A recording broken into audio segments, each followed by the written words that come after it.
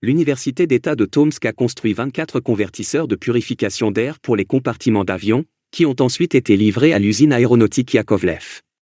La capacité de production est suffisante pour équiper tous les avions russes nouveaux et existants, selon le service de presse de l'université. Après avoir passé les tests de certification à l'AO, Crystal, les convertisseurs ont été livrés au fabricant, l'usine d'aviation d'Irkoutsk. Tous les compartiments d'un avion doivent être équipés de convertisseurs d'ozone pour se conformer aux règles de sécurité internationale. 4 à 6 unités sont nécessaires pour les grands avions, tandis qu'au moins 2 unités sont requises pour les petits avions. Les convertisseurs de cette nature étaient auparavant exclusivement fabriqués en Allemagne et aux États-Unis, mais ils sont désormais produits en Russie. Cette évolution améliore la qualité de la construction aéronautique russe, ce qui constitue l'un des objectifs stratégiques du pays.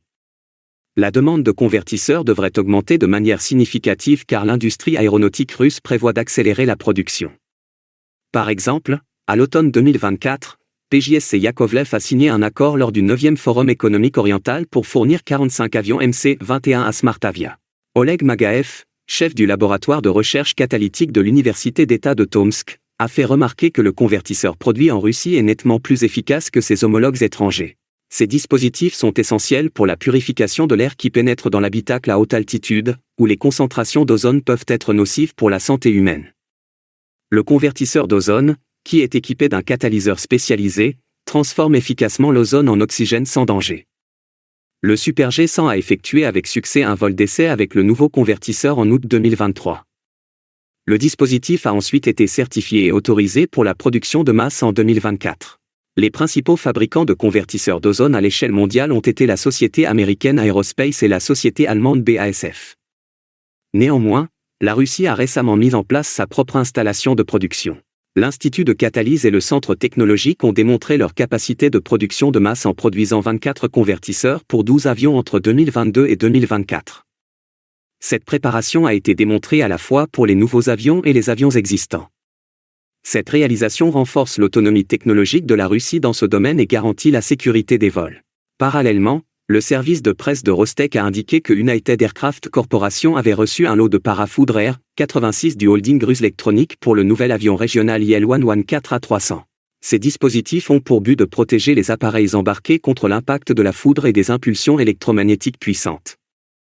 L'électronique embarquée est sauvegardée par les parafoudres, indispensables à la protection des avions. Le parafoudre Air 86 est un composant du circuit électrique qui protège les équipements des courts-circuits en absorbant les impulsions électriques. Grâce à l'utilisation de varistances à oxyde métallique et de semi-conducteurs, il est capable de gérer efficacement des tensions élevées. Les parafoudres constituent une solution fiable pour la protection de l'aviation, car ils sont capables de résister à des tensions statiques de 8 à 12 kV et à des tensions dynamiques allant jusqu'à 20 kV. La décharge des parafoudres Air 86 se produit le long de la surface du dispositif à travers l'air, plutôt qu'à l'intérieur, ce qui est une caractéristique essentielle. Cela améliore considérablement leur fiabilité et prolonge leur durée de vie. Cette conception est particulièrement importante pour les équipements aéronautiques qui sont exposés à des conditions sévères, telles que les inondations provoquées par les tempêtes et les coups de foudre. Le Plasma Gas Discharge Device Research Institute, une division de Ruslectronic, prévoit d'envoyer une cargaison supplémentaire de parafoudre d'ici la fin de l'année 2025. La protection des avions contre l'électricité est un aspect essentiel de la sécurité aérienne. Les avions contemporains sont équipés de divers systèmes destinés à réduire le risque de dommages causés par les décharges électriques. Outre les parafoudres, le fuselage est blindé, la mise à la terre est mise en œuvre et des conducteurs spéciaux sont utilisés pour rediriger les charges électriques des systèmes critiques. Ces mesures sont essentielles pour garantir la sécurité des vols et éviter d'endommager l'électronique à bord, même en cas d'orage. Généralement, la foudre frappe un avion et pénètre la coque extérieure sans affecter les systèmes internes. Cela est possible parce que la carrosserie de l'avion est constituée de matériaux conducteurs d'électricité qui empêchent l'électricité de pénétrer.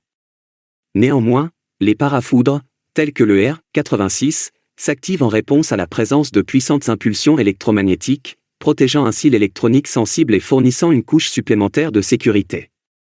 Cette mesure est mise en œuvre pour offrir des garanties supplémentaires. Maintenant, pensez-vous que le MC-21 est vraiment proche des vols d'essai avec toute la technologie nationale? Merci d'aimer et de partager nos vidéos et de vous abonner à notre chaîne. N'hésitez pas non plus à adhérer à notre chaîne pour nous encourager.